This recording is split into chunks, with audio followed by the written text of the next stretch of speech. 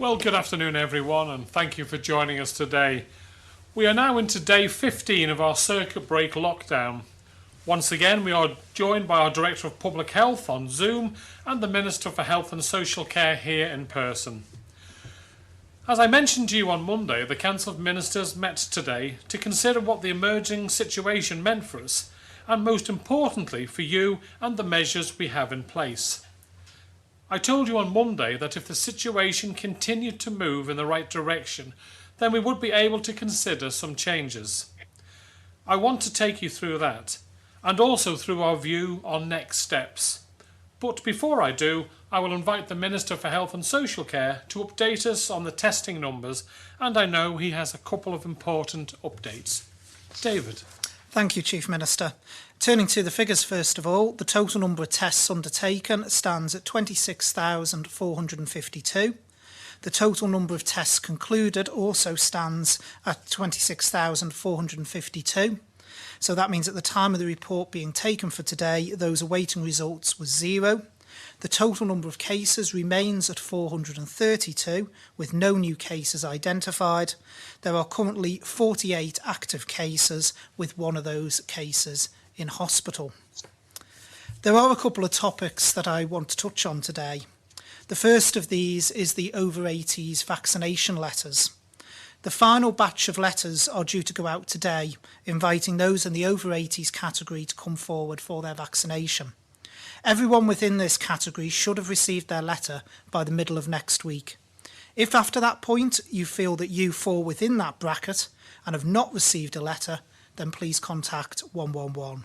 But just to stress again, this is only if you are in the over 80s bracket and have not received a letter by the middle of next week. Another important point is contained within the letter is a form for completion.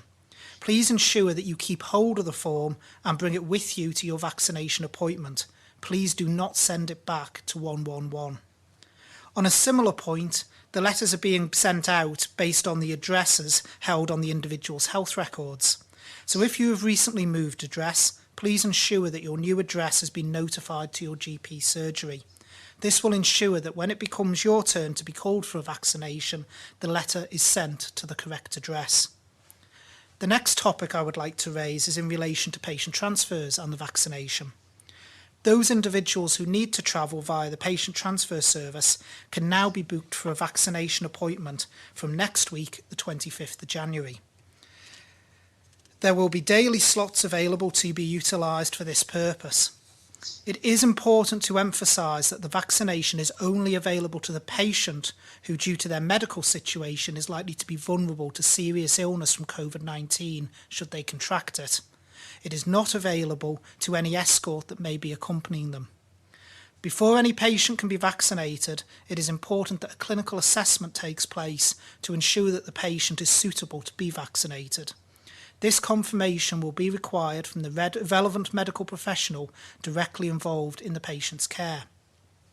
The patient needs to obtain this confirmation and send it to the Patient Transfer Office at patient.transfers@gov.im.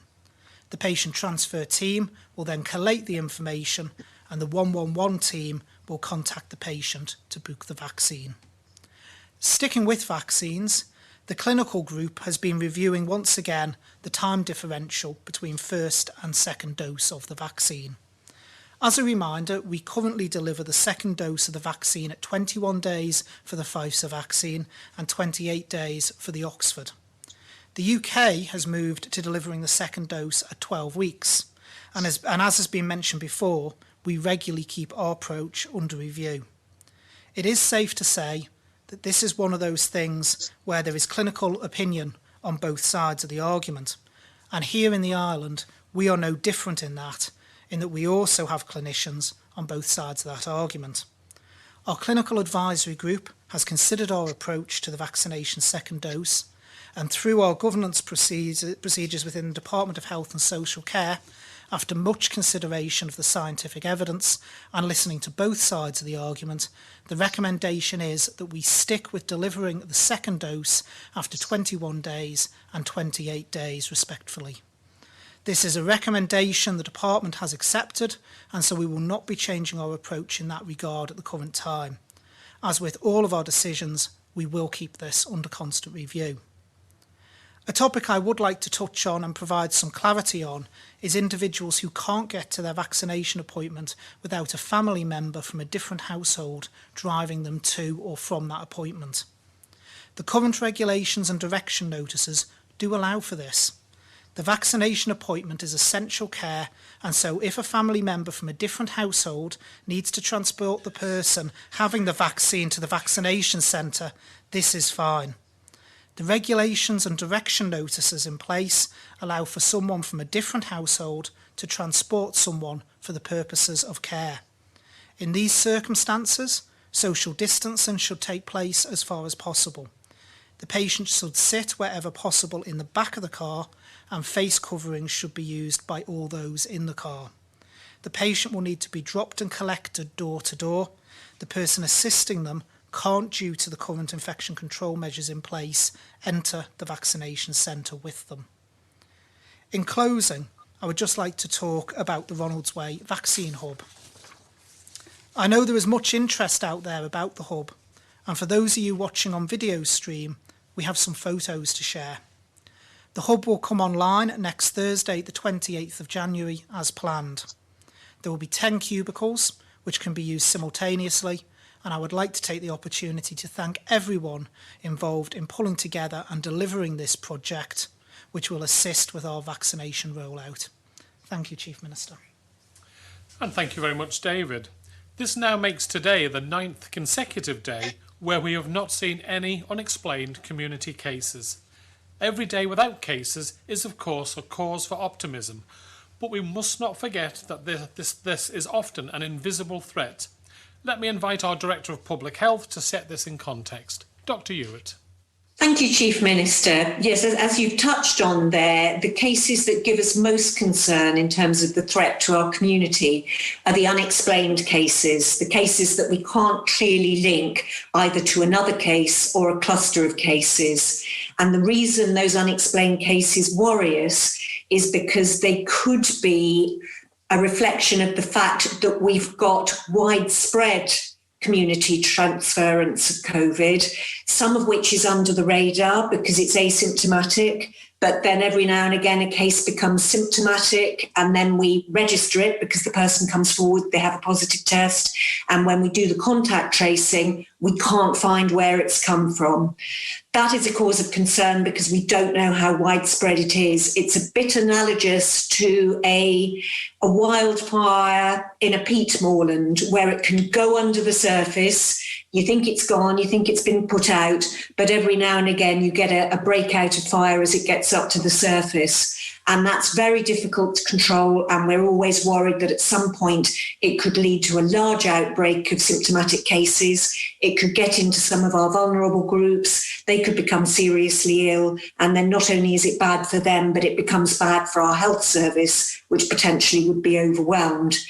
So that's the bad scenario and why we worry about the unexplained cases. The good news at the moment is that we haven't seen any for 9 days.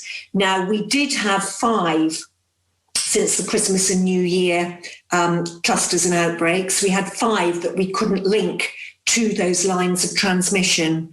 Now, taking into account the genomic sequencing results that we've received to date, we've actually been able to identify 3 of those unexplained cases as belonging to known clusters and transmission chains. So that's good news in itself. And in fact, even with the 2 that we currently have that are still looking unexplained, we're still awaiting sequencing on them. So we may find that they actually link to chains and clusters that we knew about as well. So all of that is a reason to be increasingly optimistic, although still tempered with caution, because obviously the incubation period for COVID is 14 days. The average is 6. So actually, we've already gone past that average incubation time. So it's getting less and less likely that we've got onward chains of transmission that we don't know about, but we can't yet be sure about that. Thank you, Chief Minister. And thank you very much, Dr. Ewart. Now, Dr. Ewart, along with senior colleagues from across government who have been leading the response to this outbreak, joined the Council of Ministers this morning to review our current situation. We wanted the most detailed picture of what the situation might be now that we have passed this milestone of 1 week with no evidence of community transmission, no unexplained cases. As the Director of Public Health rightly reminds us, we are not out of the woods yet. While the risk may be receding, it has not gone. The last thing we want to do is to step boldly out of lockdown and find ourselves having to go back in because we moved too quickly. We have to tread carefully. As I indicated on Monday, most of the immediate changes that we considered today are around outside spaces where there is a broad consensus that the risk of transmission is significantly lower, especially if social distancing, face coverings and good hygiene are also used. This will be a first step, but we are starting on our path back to normality. Let me take you through the changes that we are ready to bring forward and bring in from this first thing on Saturday morning. I will then come back to the strategic picture of how we see the rest of the circuit break lifting and beyond. From midnight Friday night to Saturday morning, so that's the first minute of the 23rd of January, we will be easing a number of the measures in place. We will allow a range of construction and trades to return to work. This includes trades like electricians, telecoms, utilities, roofers, decorators, gardeners, builders, joiners, window cleaners, etc. The next part is important. As they all go back to work, they must still have mitigations in place. What do we mean by this? Outdoors. This means either working alone or maintaining social distancing. Where this is not possible, for example, if you really have to share transport, please use face coverings. Tradespeople may work indoors only if they are working alone on an empty property. The principle here is for this transition period to allow only very low risk activities and, importantly, not to have any level of additional household mixing. So moving on to households, given the evidence that outdoor settings with social distancing are very low risk, we are also able to lighten some of the restrictions on us all being able to see people from other households. That means if you wish to meet other people, such as friends or family, or wish to exercise with people from other households, you can do all this again as long as this is outdoors and you maintain social distancing. But I have to underline that despite these changes coming in on Saturday, social distancing will remain with us and continues to be important. And we will be asking you to continue to wear face coverings as much as possible. So if you are a gardener returning to work, or if you go for a walk with a friend along the seafront, or if you deck chair with your aunt, please keep your distance and, if possible, wear a face covering. The removal of social distancing and face coverings, we hope, will come at some stage soon, and I will talk about that shortly, but that moment is not now. It might be useful for me to go through what we are not changing today. For now, we need you to avoid indoor meetings with people who are not members of your household.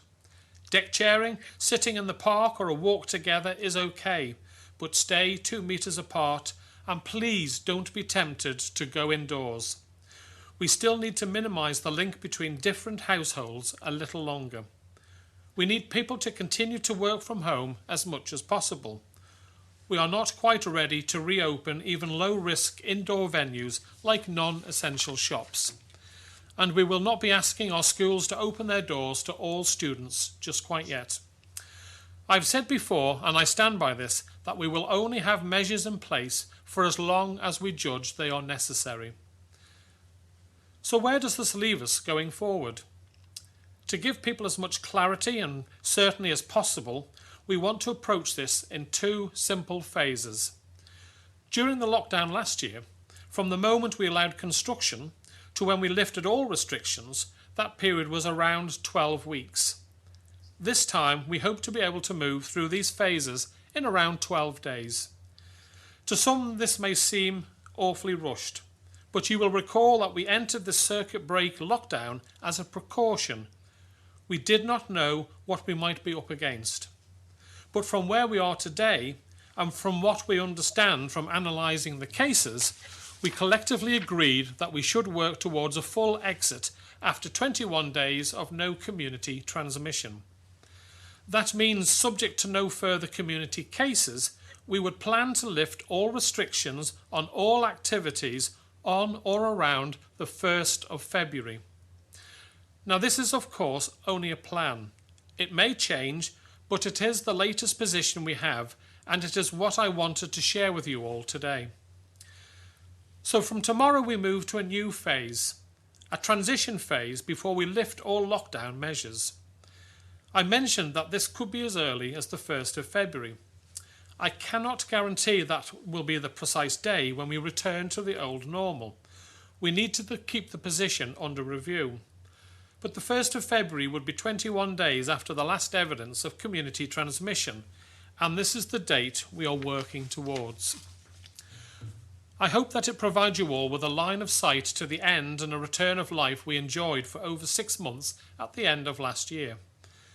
I know there has been a certain amount of speculation that the Council of Ministers would seek to continue longer term with some of the restrictions we now have in place. But no, if we are confident we have dealt with this recent outbreak, then we will lift the measures. We will be refreshing our guidance as soon as possible. But what does this mean for schools? It is important that students do not miss any more school than is necessary. Discussions are underway with colleagues in the Department of Education, Sport and Culture. They will be speaking to head teachers shortly to ensure that if all is well, they will be able to open to all students from the 1st of February. So if we are able to lift all restrictions on the 1st of February, we will be back to where we were at the end of last year, where all businesses are back up and running, where social distancing is not needed, and where face coverings are more a matter of personal and business choice. But there are, of course, some risks to all of this. The first risk is that there is, in fact, some virus still circulating in our community that we have not yet seen. When I say in our community, we know that there are cases where people are in self-isolation. What I mean is, if we see cases pop up where we struggle to see a clear link to a case we are aware of. This virus can be invisible and can pass from person to person without any signs. What would happen then? Well, we may have to pause while we identify and isolate again. If a case does spread, then we may even have to come backwards in our phases. Let's hope it doesn't come to this, but I did want to be 100% honest with you that the risks, of course, exist, as it has done all the way throughout this pandemic. I should stress that we are still likely to have cases occurring, for example from travellers in isolation, but our key concern is of course cases of unknown transmission. Another risk is that another case of the virus arrives onto our island, as seems to have happened around Christmas. I do not need to go over here how the virus, and particularly its more easily transmissible variants, is sweeping throughout our neighbours.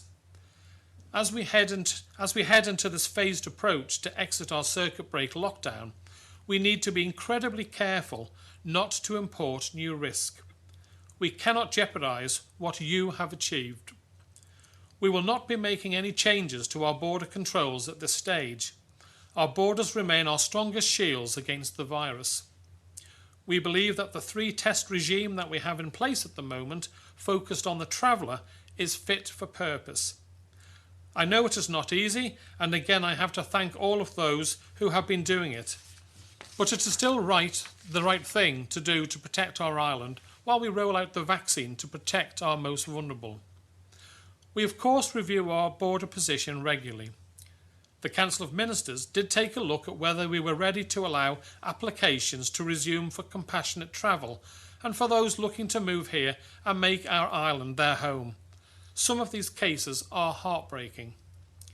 We decided that as long as we apply exactly the same controls as we do to returning residents, 3 tests or 21-day isolation, then the risks that compassionate and contractual travellers pose are no greater than that of returning residents, and the absolute numbers are far more modest.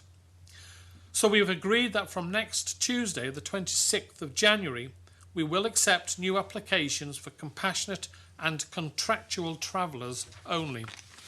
I would like to repeat again my advice to everyone. Please do not travel off island unless absolutely necessary. Now, we had a positive debate in Tynwald yesterday about what the future might look like regarding our borders.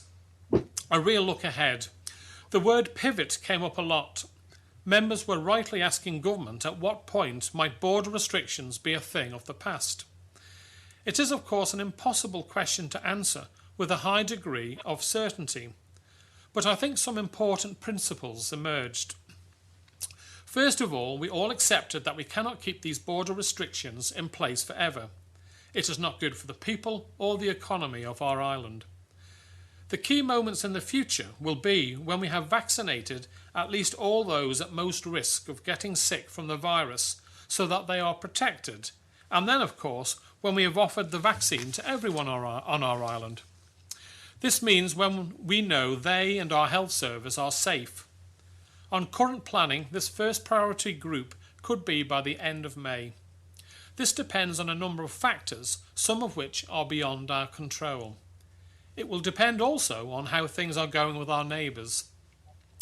The Lord Bishop had a good way of describing it in Tynwald yesterday. He said that while the world may never fully eliminate the virus, it has to try to get to a point where it has eliminated the threat of the virus and the danger it poses. This feels right to me. For the moment, we need to continue our policy of local elimination while we vaccinate our most vulnerable. Once that is done, then maybe we can pivot. Mapping out what this might look like and what the triggers might be is underway. When I have more news, then of course I will share that with you.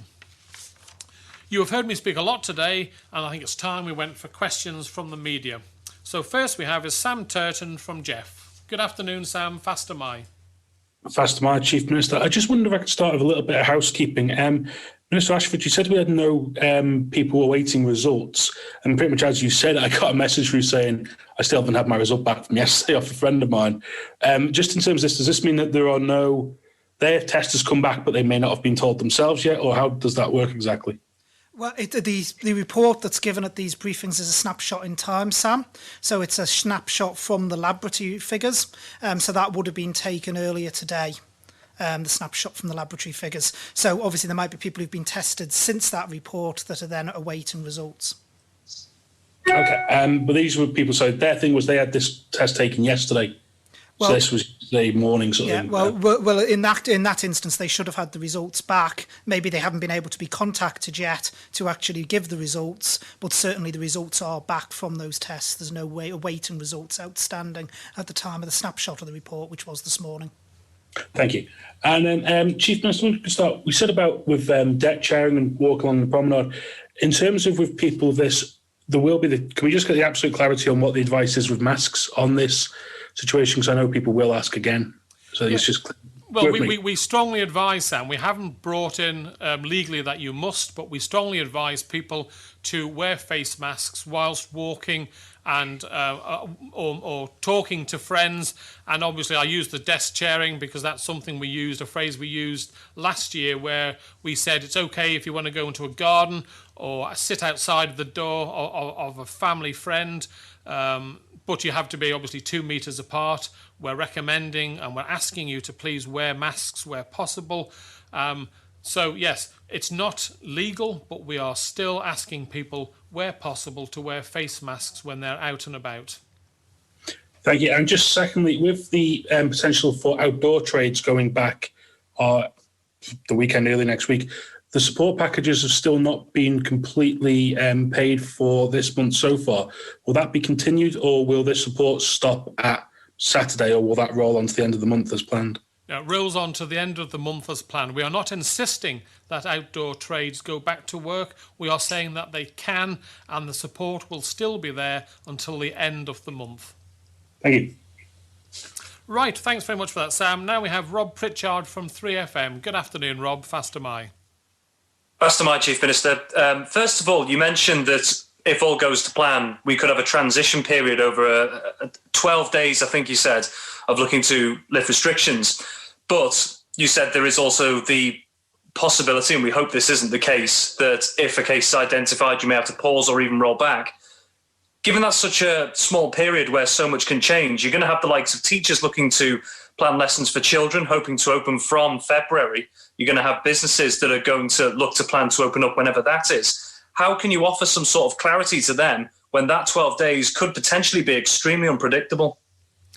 Well, Rob, it's a case that we cannot look into the future. And even when we came out of lockdown the last time, we still wouldn't have come out if we'd have had a case right at the last minute. So we are speaking to the head teachers as we're talking now. Our officers are speaking to them to advise and discuss. They will be allowed to start planning and going into schools towards the end of next week to get the schools ready and get themselves prepared so that on a week on Monday we can open our schools.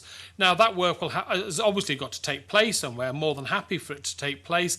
If a case comes along in between, we will obviously have to review the situation. Now, if it's a case where we know they haven't been out and about much and we've got it well under control, then it may well be that we can continue with that process. It really will have to be take a decision based on the expert advice from our Director of Public Health and our medics. But we are planning to give as much notice to people as possible and to our teachers that we intend to open the schools on the 1st of February. That's Monday, the 1st of February. Thank you. My second question to the Health Minister. It's something that someone mentioned regarding patient transfers and vaccine offers for them. Will any children who have to travel across for treatment also be able to get a vaccine if they're a patient transfer? And if they have to have a responsible adult travelling with them, will they also be offered one? Right, in relation to that, Rob, in relation to the child, it would depend upon the clinical advice. In relation to that child, as I've laid out initially, there has to be consultation with the person who's in charge of that patient's care, and that would be dependent on whether or not they got vaccinated. In relation to the responsible adult travelling with the child, the answer is no. As I explained, escorts will not be vaccinated. The reason for that being is our entire vaccination programme, not just here, but the UK has taken the same principles as well as of other Crown dependencies, is the process is not about someone's likelihood of contracting COVID-19. It's around the possibility of them becoming seriously ill from COVID-19. Now, escorts who accompany patients, by the very nature of what they're doing, we expect to be healthy and able to assist the patient if necessary, so they would not qualify for a vaccine. It is the patient who is the person that is vulnerable to COVID-19 should they contract it due to their potential other health conditions, not the escort. So escorts will only be vaccinated when it becomes their turn in the programme. Thank you. Thank you very much, Rob. We now move on to Josh Stokes from ITV Granada. Good afternoon, Josh. Faster my. Good afternoon, Chief Minister. My first question probably for you and Dr. Hewitt, please. The initial end date many were looking at was the 28th of January, which was intended to mark the end of the circuit break lockdown. That's now changed to around the 1st of February. But at the last conference, we heard that we'd need 28 full days with no community transmission to know that the virus has been fully eradicated from the island. So do you worry that the 1st of February may be too soon to ease many of these restrictions? Well, actually, if you look back to when we came out of lockdown the first time, it seems like a while now ago, 7 or 8 months ago, we actually came out on 26 days. So it was. You look at all the data, the severity of the cases. When we did it initially, the first time we'd had sort of, I don't know, around 50 separate clusters. This time we've had one real cluster that concerned us. Otherwise, we wouldn't have had to shut down. But I think I'll ask the Director of Public Health to expand on my answer. Dr. Hewitt. Thank you, Chief Minister. Yes, what you've said is quite correct. The 28 days comes from the standard public health protection definition of when you can regard an outbreak of any communicable disease as closed. And that is derived from taking the closure point as 2 full incubation periods for that disease, with no new cases. So for COVID, with the incubation period being 14 days, that gives you the 28 days. But obviously, as with so many things, that is quite arbitrary.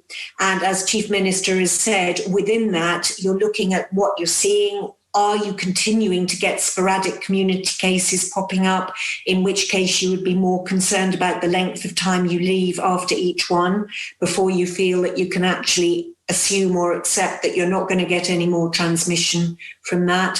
So with the picture that we're seeing and with the very clear links back to specific travel-related cases around the Christmas and New Year period, we are, able to feel more confident that we don't need to go through the full 28-day period.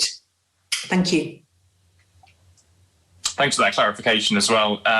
My second question, last time the government had a 6-phase plan to reopen businesses. Chief Minister, can you explain in a bit more detail how close you're sticking to that original modelling? And can we expect to see a new roadmap with dates published specifically showing what you plan to ease and when you plan to ease it? Yeah, well, as I said in my speech, Josh, we're having a 2-phase approach this time. The first phase is allowing the trades, the outdoor trades, to be able to start to work from Saturday, and then from the 1st of February, we will be allowing everything is back to normal. Now, obviously, we've learned from when we had the first outbreak of COVID on the island, there was no rule book, there was no guidelines for us to go through. We now have the experience of the outbreak in March and how we came out of that. We've learned from that, and with the advice of our medical experts and our Director of Public Health, we are suggesting that we have 2 phases and that the second phase is the 1st of February, where we open up everything. Thank you. And if I could just say, that will be published later on tonight, Josh, on our government website for everyone to see. Okay, Right. Thanks for that clarification. Next we have is Simon Richardson from Business 365. Good afternoon, Simon. Faster my. Good afternoon, Chief Minister.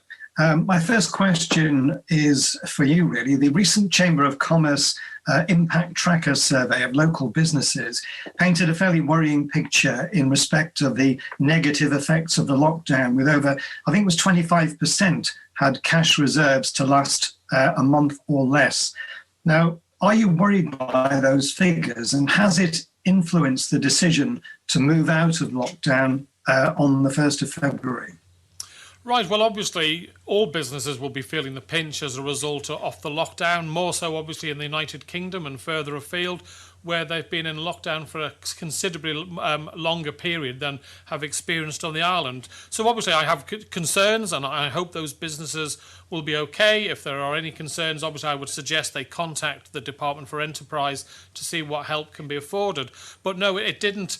That situation, that report did not impact or have any input into how we've announced the coming out of this lockdown. It has been based on our medical advice and our advice from our Director of Public Health, based on what's right for the island and the situation that we find ourselves in this second time. Thank you. And secondly, to the Health Minister, please. How pleased are you with the level of take-up of the vaccines? Have you encountered any resistance among those who've been offered the jab so far? My understanding, Simon, is amongst the over 80s cohort, we've seen a very high uptake. Certainly from what the amount of people who are booking via the 111 system, it seems to be very, very good. In relation to health and social care workers, I'm aware that there's also been a very good take-up as well. And in relation to care homes, which we've started this week, other than those who haven't got capacity, where we're having to deal with separately, because obviously we've got to go through a consent process for those who haven't got capacity to decide for themselves. The patients with capacity in nursing and care homes, I believe it's again a very large take-up, so I'm actually very pleased. Thank you very much. Thank you very much, Simon. Now we move on to Tim Glover from Manx Radio. Good afternoon, Tim. Faster my. Faster my, good afternoon. Can I just ask about shielding, those that are shielding, what are they to do in this new scenario that we've got? And have all the shielding letters gone out, particularly those that are trying to get into the shops in the hours that they can? They have to have that letter. Okay, thanks, Tim. I'll ask David to answer that one. Yes, please. in relation to shielding, Tim, as we said, those who were asked to shield last time should have continued to shield. The letter they received last time was fine to use as proof as well. This time round, the shielding is based on primary care records as well as hospital records. The primary care records rest with the GPs. So when I gave the briefing on shielding, I did mention that the hospital consultants were sending out letters to their patients, but those that were under the care of primary care, the GP surgeries might write to them, but they might well actually phone them or contact them in a different way. In relation to shielding, the advice remains the same, which is they should continue to shield for the period of this circuit break lockdown. So in this instance, that would be to the 1st of February, assuming that we do come out of all restrictions on the 1st of February. Do we know that all the letters have gone out? We're just hearing So the odd sporadic case where they haven't had a letter, which they did get last time. My understanding is in relation to those that are under the hospital, the letters have gone out because, like I say, the hospital is DHSC. In terms of primary care, those records rest with the GPs, but certainly the ones that DHSC is responsible for, as far as I'm aware, all the letters have gone out. And the second question, again to the health minister, we did have a bizarre phone call this lunchtime that a gentleman was outside of Newlands. He claimed he had a letter that was saying he was meant to be there today for his vaccine, but Newlands was closed. Are we doing 3 days still? It did say on the release yesterday we're moving to do more tests today or more vaccines today. Could you just give us an update on the timetable? Yes, so with Newlands at the moment, it is still 3 days a week. When we were saying we're doing more vaccines this week, that's the care homes. So they are continuing with the care home vaccinations this week. In terms of the gentleman, I am aware of this. We're a bit puzzled by it ourselves because the 111 system shows no one booked in for today, and we wouldn't book someone in because we've been vaccinating Monday, Tuesdays and Wednesdays. And I believe the gentleman in the phone call also made reference to having been sent a text message for the appointment. We don't do text messages for the appointments at all, Tim. So I'm a bit bewildered myself by that. Okay. Thank you very much, Tim. Now we move on to Paul Moulton from Isle of Man Television. Good afternoon, Paul. Fast am I. Good afternoon, Chief Minister. You put some graphics on, which we don't, by the way, see on our Zoom version, but apparently it showed the airport in the main concourse is going to have these testing areas put in. I don't know, because I haven't seen it. Can you confirm you've now moved from the hangar to the main concourse, or was that just the way the graphics looked to the people watching at home who contacted me? David, would you take that, please? Yeah, I'll take it, Paul. That is where the vaccination hub was decided to be. It will be separated off. We will get the photos circulated to the media. They will be going out, so don't worry, you will have access to them to see. And that is where it was intended to be when we did the build. Initially, there was talk when we very first started talking about a hub at the airport, which seems a lifetime ago now, but was probably about 5-6 weeks ago. We were talking about potentially looking at other options on the airport estate, but the one that was settled from the moment the project was designed was in using that space in the main concourse. There is more than enough space to do it, and we've been able to get the full 10 cubicles that we wanted out of that space. This seems very late in the day. I mean, I was in Guernsey in the summer and they were building theirs then. Are you happy with the speed of this? Yes, because all of our hubs, as I said at the briefing on Monday in the piece where I did the sort of frequently asked questions around vaccine piece, is the hubs are coinciding with the ramp up of us receiving orders of the vaccine. They are designed to come online as our delivery increases. We can build wonderful hubs maybe even a month ago, but they wouldn't be being used because we still need to receive the orders and supply of the vaccine. So all of the hubs are strategically timed to come online as our supply of vaccine increases in line with the orders received. And no more update on Ramsey at the minute then? No, that will be, as was said again at the last briefing, Ramsey will be looking to bring online in February. There are several sites that are actually viable for that. As soon as we've decided which site best suits it from both an infection control and clinical point of view, then I will update the public. But the important thing to note is that we are committed to a hub in the north as well. Okay, now you've promised us a dashboard for all the information about being broken down a bit more. And I know looking at Jersey today, they really do give you a lot of information there. You're not there with us yet. We don't get as much information as maybe we were hoping to. And obviously supplies, no mention of that in your speeches today. We keep hearing that you're not getting what you want. Well, no, we're not saying we're not getting what we want from the supplies. We are getting supplies based, as we should be, on our level of population. That's how it works. We receive 0.13% of the UK's orders because that is our size of population. As I've explained before, this is a brand new vaccine. It has to be manufactured from scratch by the manufacturers. So the supply, as you would expect with anything that's starting off from scratch, starts off steady and then builds over a period of time as the manufacturers gear themselves up to produce.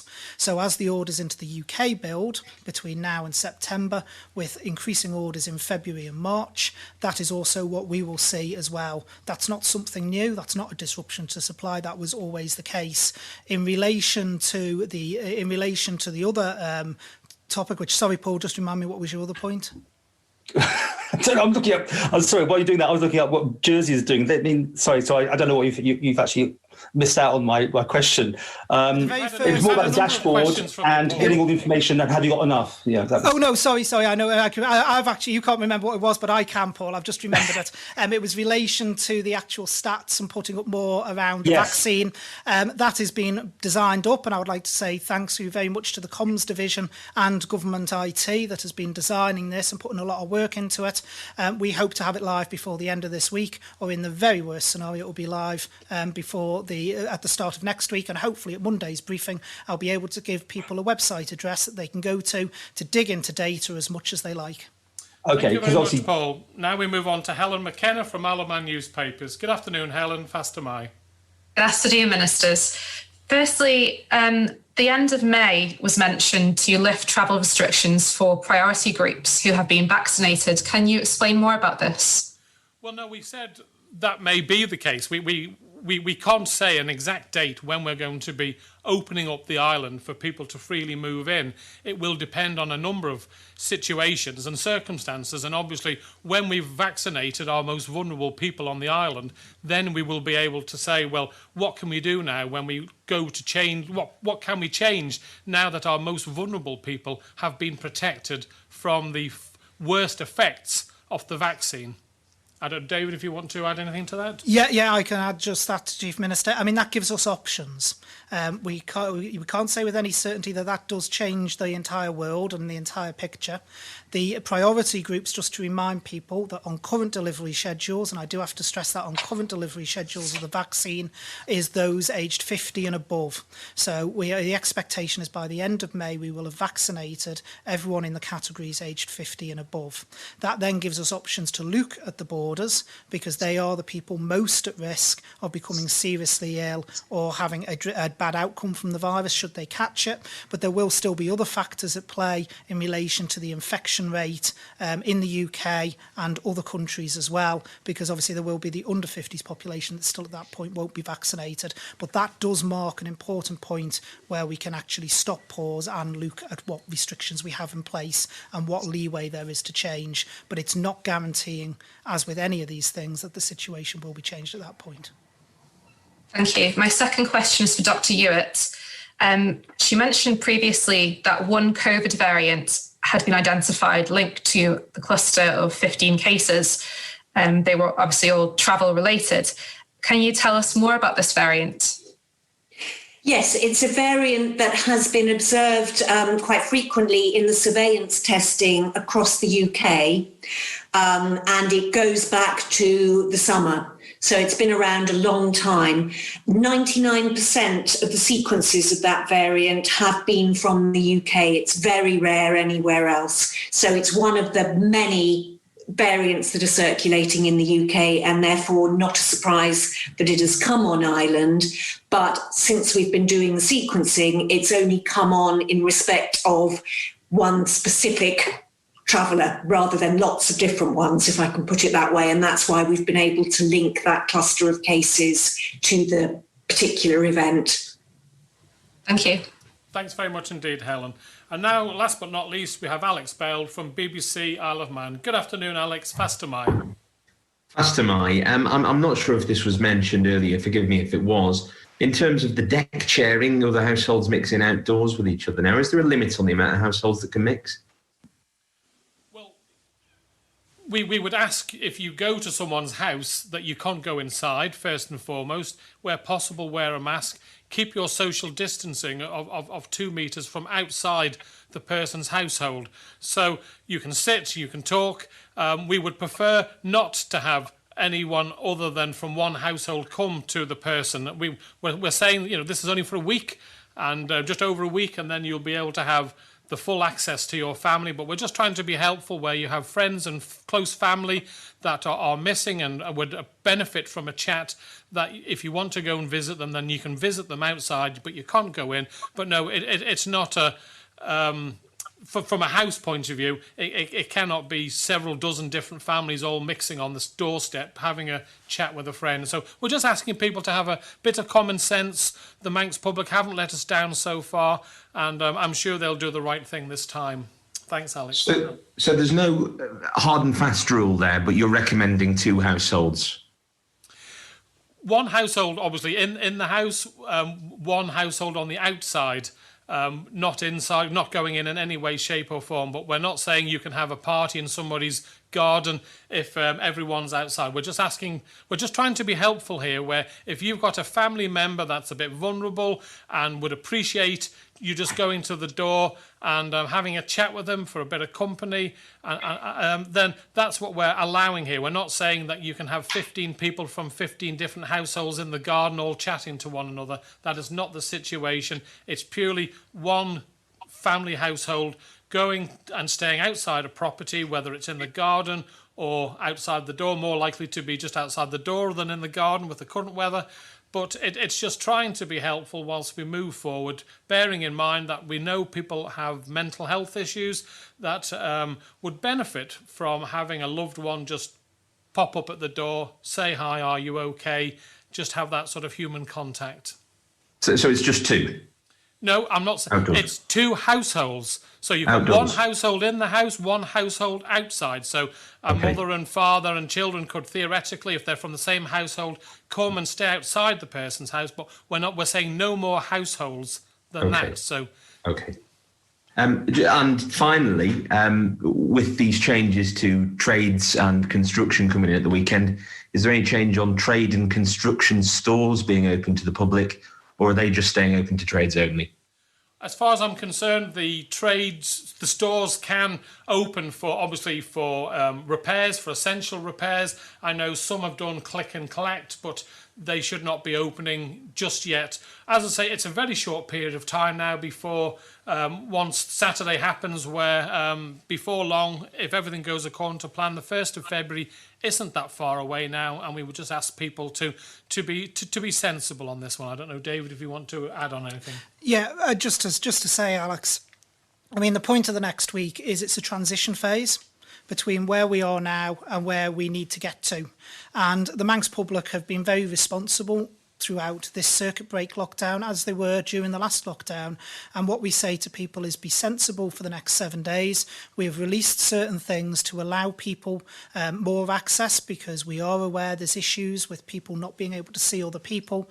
But we would ask them just to use that common sense and responsibility for 7 or so more days to get the island where it needs to be. Thank you very much, Alex, and thank you all for those questions. So from first thing Saturday, we will be into a transition phase towards our exit from lockdown. I know this will be welcome news for many, but please let's not forget that there is still a risk that there is a virus in our community. The best thing to do is to continue to act as if it is out there. The basics are what has got us here now. Wash your hands, keep your distance, wear a face covering if you can. And of course, if you have any symptoms, then stay at home and call 111 as soon as you can. Please keep doing the right thing. This is what will see us through to the end of the month and hopefully out of all measures. We must not drop our guard. Make the right decisions to keep you, your family and your island safe and to protect our vaccination programme. Thank you all very much.